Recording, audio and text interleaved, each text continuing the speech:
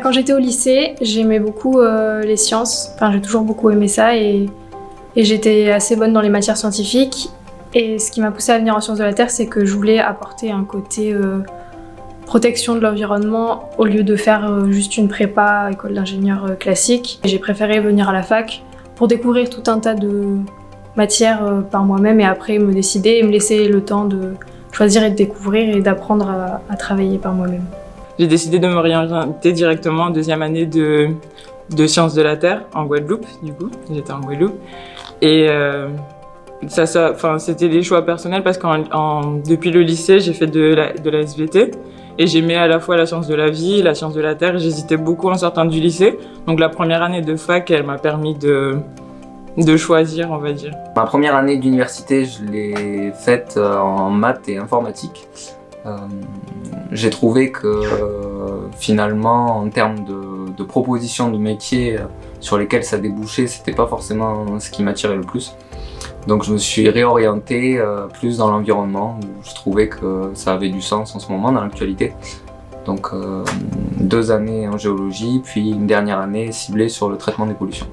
Je suis arrivée en 3e année de licence terreau-environnement à Montpellier parce que j'étais intéressée par la formation, le master STPE, dynamique terrestre et risques naturels, parce que je voulais faire de la géophysique notamment.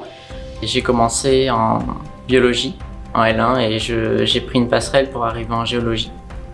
Donc j'ai continué vers une licence GPTP, une licence pro, géosciences, prévention et traitement des pollutions. Et ensuite, j'ai hésité à m'arrêter, puis vu comme les stages que j'avais fait m'avaient plu, et les stages en hydrogéologie notamment, j'ai continué vers un master 1 au parcours hydrogéologie. Les roches, savoir comment c'est arrivé là, comment ça s'est formé, beaucoup de processus comme ça m'intéressait beaucoup.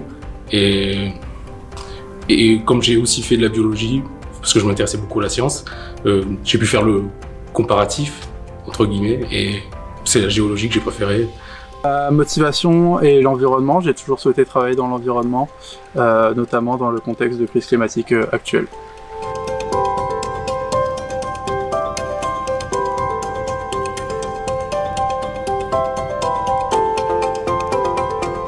Alors, ce qui me plaît le plus dans les enseignements actuellement, c'est vraiment, alors déjà d'avoir du terrain.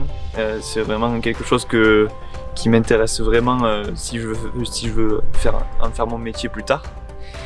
Après, ce qui est bien aussi, c'est que on a beaucoup d'approches pratiques et donc du coup ça permet de voir évidemment ce qu'on voit en cours magistraux. Et donc du coup de mettre en œuvre tout ce qu'on a vu et donc après de les appliquer à des problèmes un peu plus concrets. C'est vrai que sortir de l'amphithéâtre, être à l'extérieur et faire des choses qui sont très très différentes de ce qu'on fait au lycée et de ce qu'on fait en général, c'est quand même un point très positif dans ce parcours Sciences de la Terre et dans cette licence Terreau-Environnement. Avant d'accéder à cette licence, j'ai vu qu'il y a beaucoup de travaux sur le terrain. Il y a beaucoup de TP qu'on a fait, donc il y a une partie qui est pratique et ça m'intéresse beaucoup de pratiquer mes connaissances. Et aussi il y a des sorties de terrain, il y a des stages à faire. Ce que j'aime dans le parcours Terreau-Environnement, c'est qu'il y a une multitude de matières qui se complètent les unes avec les autres et que c'est toujours très intéressant de les mélanger ensemble. Je dirais que c'est le fait que ce ne soient pas des profs, ou plutôt des enseignants-chercheurs qui nous font des cours. Ce sont des gens avec beaucoup d'expérience, qui ont vraiment, qui connaissent parfaitement leur domaine, et c'est vraiment génial de bosser avec ce genre de personnes. Au niveau de la licence Terreau-Environnement, ce qui m'a permis de développer un attrait au niveau des sciences de la Terre, ça a été un enseignant en particulier qui m'a permis de développer des compétences et un attrait pour les sciences de la Terre.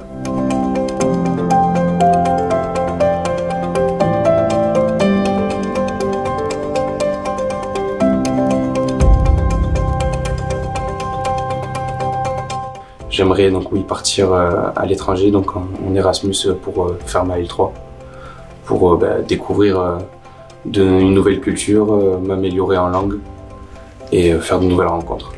J'aimerais bien faire une thèse, j'aimerais bien faire prof-chercheur pour du coup faire toute la continuité un peu de la science, de la recherche jusqu'à la partie transmission à la fin. Donc récupérer les données, les analyser et les transmettre derrière à quelqu'un.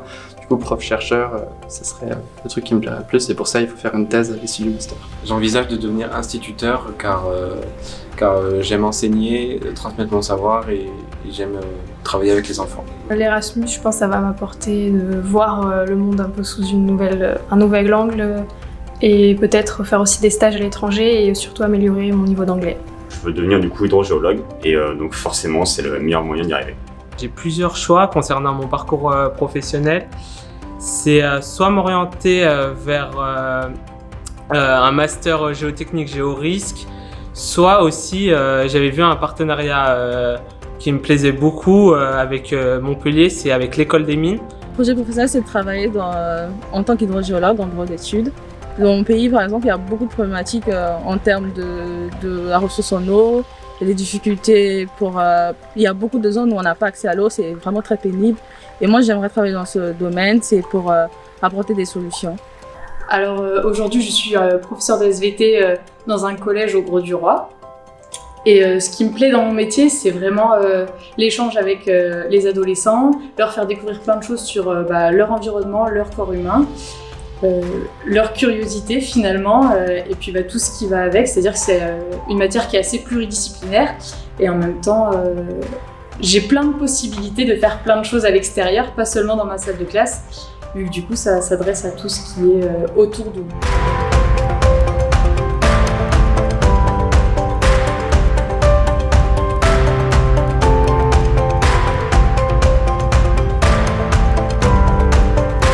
Alors moi, quand j'étais au lycée, je voyais plutôt l'université comme un grand campus, et c'est le cas. Et aussi, je voyais plutôt ça comme il fallait beaucoup travailler personnellement, puisqu'on n'allait pas forcément avoir le temps de poser des questions, etc. Et au final, alors en L1, j'avais eu la bonne vision, puisque j'avais pas je bossais beaucoup chez moi, etc. Alors que les deuxième et troisième année, quand on commence à spécialiser, du coup, on a beaucoup plus le contact avec les professeurs et donc du coup, j'ai moins ressenti, j'ai un peu l'impression d'être aidé. Ce que je trouve intéressant, c'est qu'il y ait beaucoup d'élèves à Montpellier qui ne soient pas de Montpellier. En fait, c'est intéressant parce que du coup, on rencontre beaucoup de gens beaucoup de nationalités différentes. J'ai rencontré plein d'anglais, plein d'espagnols. C'est vraiment très intéressant de ce côté-là. Et c'est une ville dans laquelle on peut facilement rencontrer des gens. À la fac, ce qui était le plus enrichissant, c'était l'autonomie, le fait d'aller soi-même chercher l'information. Contrairement peut-être au lycée où on a tendance à apprendre les chapitres les uns les autres. À la fac, on essaye d'avoir une vision un peu plus globale, on essaye d'aller un peu plus loin que le cours. Et cette recherche personnelle là, c'est assez enrichissant pour votre futur métier, parce que c'est quelque chose que vous mettez en application finalement tous les jours. Dans ma vie étudiante, j'ai pu découvrir un peu la ville de Montpellier, tous ses aspects et tout ce qui englobe la ville. J'ai pu faire de la natation, d'autres sports avec le SUAPS et partir un peu voir la mer mais aussi les montagnes qui sont à côté.